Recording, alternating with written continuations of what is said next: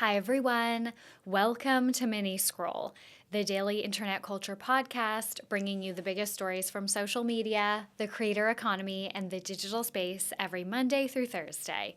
I'm your host, Lauren Meisner, the founder of the youth digital media brand, Centennial World. Welcome back to Mini Scroll, everyone. Okay, I have something exciting to tell you guys. So next week, it will be like a normal week for podcasting. Oh, also this Friday is a public holiday here in Australia, so there will be no podcast on Friday. I know we had like 2 public holidays for Easter and then one right after, and that is like a cheat code for anyone that works in like corporate in Australia or just like in general. You can take like, I think it's 3 annual leave days off and you get like 10. So yes, we have another like national public holiday on Friday, so there'll be no podcast this Friday. But next week, it will be like a regular podcast schedule week. However, if you guys don't follow me on Instagram or LinkedIn, first of all, please follow me on Instagram. LinkedIn, I don't really care about. But so I am really excited because I have another like big founder moment thing I am doing next week. I am going to be participating in Blackbird VC's Sunrise Festival. I am doing 6 different things for Sunrise Festival, and it's over the course of 2 days. So I am presenting my founder journey, building Centennial World, on the pitch stage, which is really exciting. We've never really entertained like getting any type of investment or anything like that before, but I've started like toying with the idea. And then they reached out and asked me if I would want to do that. And I was like, that is actually insane. So of course, yes, I would never say no to an opportunity. Blackbird VC, by the way, is one of the biggest VC firms in like all of Australia, like venture capital firms. So it's like a huge deal that they've asked me to be such a big part of this startup festival. So I'm doing that on the first day. On the second day, I am speaking on a panel about like the evolution of media amid the tech boom and AI and all of that.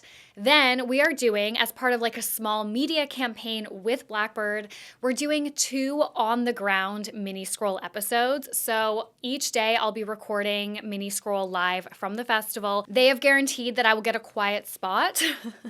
So hopefully it won't be like the Web Summit interview where it was like so loud.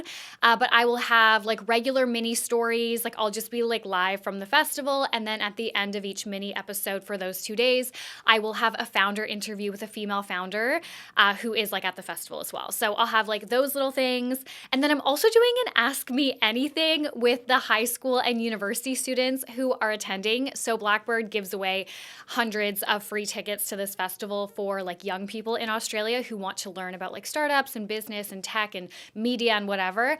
And so I'm doing like an Ask Me Anything as well during one of those days. And then I'm also doing a media interview myself. Like I'm being interviewed by like an industry publication for a story. So anyways, it's going to be like the craziest 2 days of my life. So that's April 30th and May 1st. I feel like there could be big opportunity there. So that is the project that I was working on. So that presentation, like the big presentation that I'm doing, the main thing I'm doing is like presenting on the pitch stage, right? Like what Centennial World is, our podcast network, like the evolution, our journey of the brand and all of that. So I'm doing that on the 30th. So I do get that over with on the first day.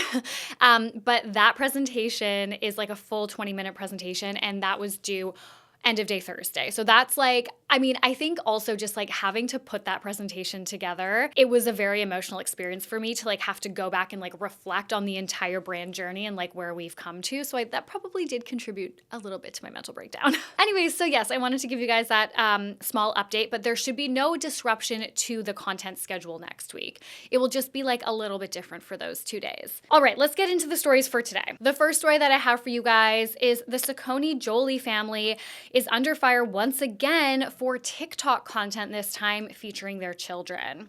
So this is actually a story that one of you guys asked me to report on. The Saccone Joly family are a YouTube vlogging family. They're like OG family vloggers, and they've had their fair share of controversies in the past. They are based in the UK. Now, obviously, they have TikTok and they post on TikTok all the time, so they're kind of being exposed to like a whole new audience, which is bringing their problematic content and behavior to light. So the parents, particularly the father, Jonathan, has been accused of exploiting his children for content for years.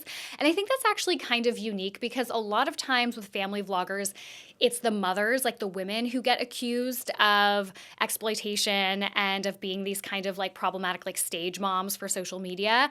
But Jonathan really seems to be the one that people feel is like the main problem. So there was actually a documentary. They were part of a documentary in the UK by Saccone Joly a few years ago, and this documentary raised even more questions when it came out, as Jonathan apparently seemed very controlling in the documentary, and the kids admitted in the documentary that they do not like being filmed. So now Jonathan is under fire again after one TikTok started going viral of a woman pointing out that the thumbnails used in Jonathan's personal TikTok account, his like Jonathan Joly TikTok account, are almost exclusively stills of his young daughters with their mouths open in the splits. In like gymnastics gear. I guess they do a lot of gymnastics. For context, Jonathan has nearly 4 million followers himself. This really is off the back of what we talked about with the whole Piper Raquel situation last week with the Netflix documentary. We talked about Ren Eleanor last year. Like, there's so many of these families and these children, and like no matter how much press comes out about them, like it doesn't really seem to, I'm going to say, be doing very much. I think all we can do is like keep talking about it, keep pointing it out. It's almost like we need to villainize them and make them feel like embarrassed and like creepy themselves to maybe get them to stop this type of stuff. And of course, there needs to be more pressure on the platforms for allowing people to be posting their children like this, for allowing children to have accounts. You know, like you're not technically supposed to have an account until I think TikTok is 13. So parents who make accounts for their children, that was the issue with Ren Eleanor, is like it was run by her mother and it was very obvious, but it was a Ren Eleanor account, you know, and then putting pressure, of course, on like legislation. But kind of in the same vein, another one of you guys messaged me and asked me to cover the Sweet Sisterhood content house. But this is Gen Alpha's like, quote, first content house. So it has 9 mega influencers, and it's just girl influencers who are like Gen Alpha. So they're between the ages of 8 and 12. And they have formed their own content house. People are understandably very concerned about this. So in a Teen Vogue article covering this, it reads, quote, "The moms involved in the Sweet Sisterhood are aware of the backlash against kid influencers and content houses, but they don't think the Sweet Sisterhood will turn into another cautionary tale. I think our content will speak for itself once we start actually posting, and people will see just how wholesome it is," one of the moms said. So they actually won't live together. They'll just like meet up, it says, around the country and do collaborations multiple times a year. So they've basically created like a collaboration group without like living together. I don't know, you guys, 8-year-olds being part of like TikTok collaboration groups, like this is too far. This is so fucked up. I can't even imagine. Like I got Facebook when I was 13, and social media has absolutely derailed my entire life, my mental health, like it has for all of us. I can't imagine what it's going to be like for every other generation that's growing up and they have social media and like content houses and influencers at the age of 8 years old. Like, what are we doing? I cannot believe that this is just allowed, you know? Like I actually, when I think about like the early platforms, this is like a kind of a tangent for another day, but when I think about the platforms and what they've been able to get away with, it's stuff that like the audacity. And I guess they just know that there's no laws or regulations that technically prevent them from allowing influencers who are 8 years old to be posting. You could say that about the type of content that is posted on Reddit or Tumblr or whatever. But, you know, it's so true. It's like when you think about the audacity of the tech bros that have created these platforms and the disregard for human safety, children's safety, it's actually astounding. Let's get on to some like juicier news. I wouldn't say it's more positive, but it's definitely not as bad as like child influencers. So I need to break down the Unhinged podcast drama that is taking over social media. Okay, so I don't know about you guys, but this podcast breakup has been all over my social media. People are calling this like a call her daddy level breakup. So the Unhinged podcast was a show by 2 creators, Chloe Madison and Emma Page. So last week, Emma uploaded a video on YouTube in which she accused Chloe of stealing their joint podcast. So Chloe and Emma had a podcast together for over a year called the Unhinged Podcast. They didn't really know each other apparently when they started this podcast, but they went in on this business venture together 50-50, ownership and workload. They launched Unhinged in June 2023, and it was literally like a Cinderella story. They grew so fast. They quickly went viral. They gained this huge audience.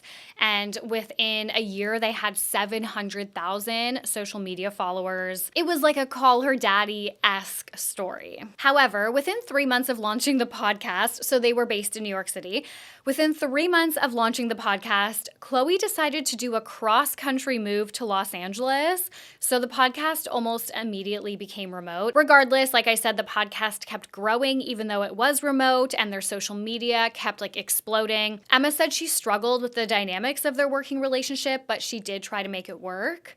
By the end of December, however, December of this past year, so 2024, she was feeling burnt out and she was considering leaving the podcast. She then gets this text from Chloe, and, they were obviously having issues, but she said, so it's not like this text came out of nowhere, but she said it felt like an ultimatum. Chloe said, "I've asked since last week to find a time that works. I shouldn't be the one initiating this convo. If you can't find a time tomorrow that works, that's fine, but don't expect to film next week." Emma then responded, saying, "Over the past month, I have consistently asked you to set a date for filming and can provide screenshots if needed to refresh your memory. I will not engage with threats, ultimatums, or toxic behavior." She then went on to say that Chloe didn't upload the episode that she was supposed to that day, and that was unacceptable. And then she was willing to work through their issues, but the dynamic had not improved. She finished by saying they needed to discuss how to end the podcast fairly because clearly it was not working. Okay, so I'm gonna go out on a limb here and say that at this point, they kind of had to end the podcast. The hostility in these messages, I don't know how you could continue to create content together, put out entertaining, engaging, fun content together, put on this public front when this is how you're speaking to each other behind the scenes. This is honestly crazy. As somebody who was in a business partnership with somebody who was obviously my friend, my co-host, my coworker, I cannot imagine if we had been on terms like this, how we could have continued doing the podcast together. So January 2nd, 2025, Chloe sends Emma a message and says, "Let me know about the above or if you are quitting the podcast." So she just ghosted her for a couple days, didn't answer what Emma said, and then was like, "Okay, let me know about the above," as in when you can record or if you're going to quit. Emma said she was not quitting the podcast because the podcast would not exist without the both of them, and they need to dissolve it basically for it to be fair. The following day, Emma sends an official email that she is leaving the podcast, and she gave different options to dissolve the company or for her to be bought out. Okay, this is when it gets wild. Chloe then ghosts Emma for 24 days. During those 24 days, Chloe allegedly continued to post on their joint accounts without Emma's consent. A brand also reached out to them during this time, and Chloe responded without consulting Emma, and she kind of insinuated in the response to the brand that there were issues between the two of them. So Emma was like, "That's so unprofessional and unacceptable." During these 24 days, Emma started working on her own podcast and was just waiting for Chloe to get back to her, but obviously at this point she knew she was not going to be they were not going to be doing a podcast together. So Chloe continues to ghost her, and then she posts on their joint accounts that their podcast is on hold because of the LA fires, because remember, Chloe lives in LA.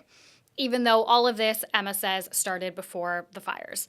So Emma reaches out to lawyers, and they said that even though there's no contract in place, so this is definitely a problem, they didn't have a contract in place, but, just based on the workload and how everything was divided, the women would have been 50-50. They would have actually been in, a legal partnership. So after 2 more weeks of ghosting, Emma asks an attorney how she can make Chloe respond to her. This attorney tells her that she can change the passwords on a couple of their joint accounts and then email Chloe right away and offer to give her the passwords if she responds. So changing these passwords would only be illegal, according to this attorney's advice, if she didn't offer Chloe the passwords. After receiving this email, Chloe then changed the passwords herself. She was like, I don't even know how she did that, of literally everything. Their Spotify, their hosting, everything. And Emma has literally been locked out ever since. So I'm assuming this was January. Chloe finally responds to Emma after Emma launches her own podcast. So Emma was like, okay, our last episodes were going live. I think it was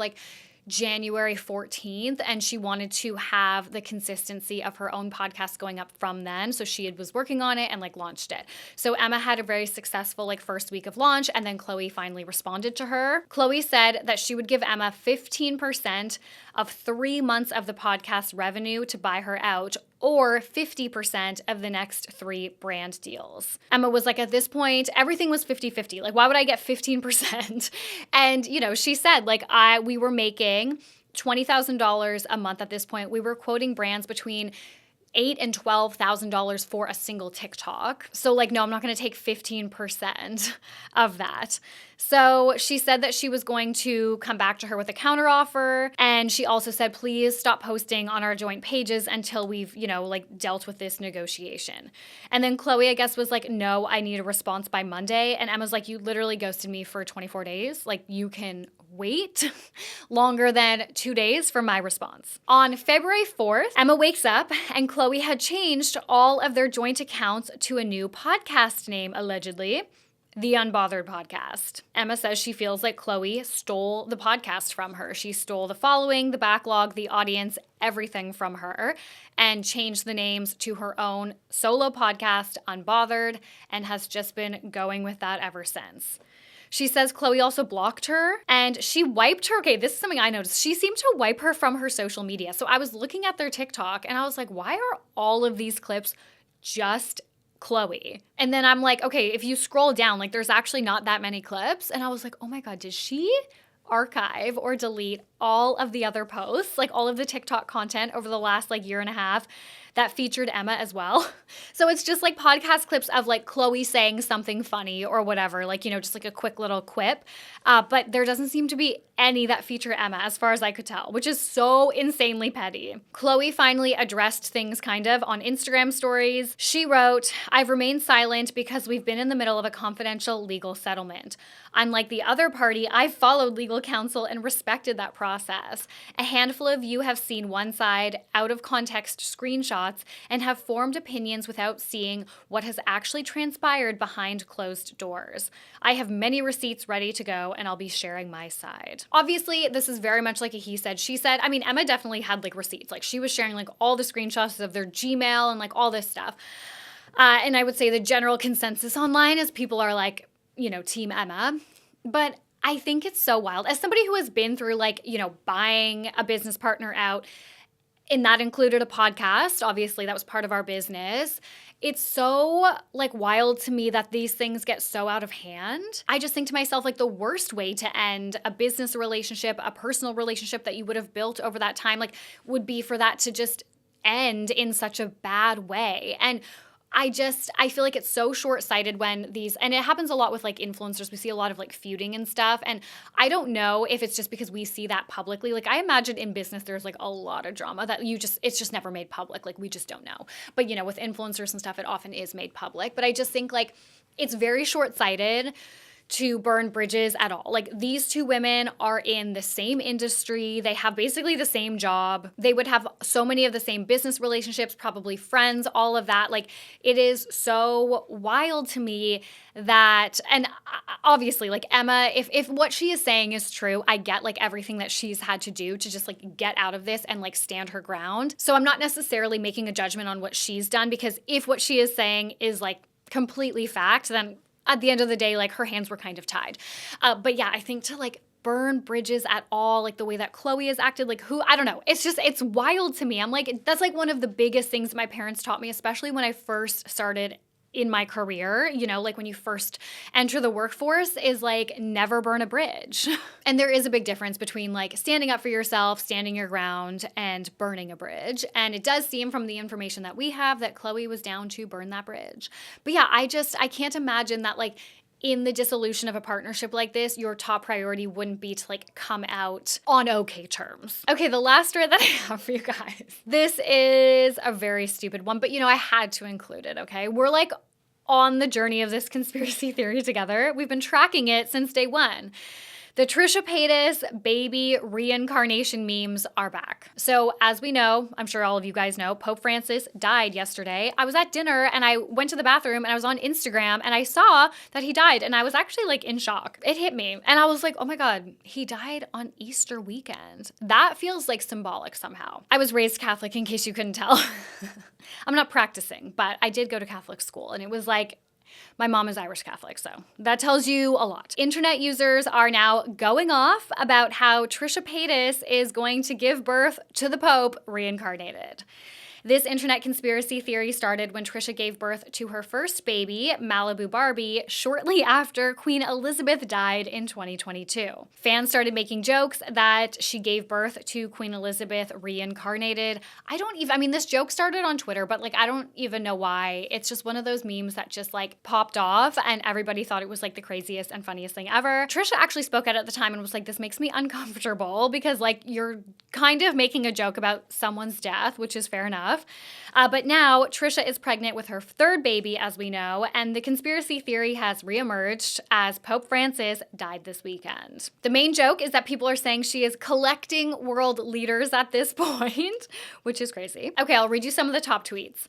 You're laughing. Pope Francis is about to be reincarnated as Trisha Paytas' baby, and you're laughing. Another one says, oh my God, I just remembered Trisha Paytas is pregnant. Welcome back, Pope.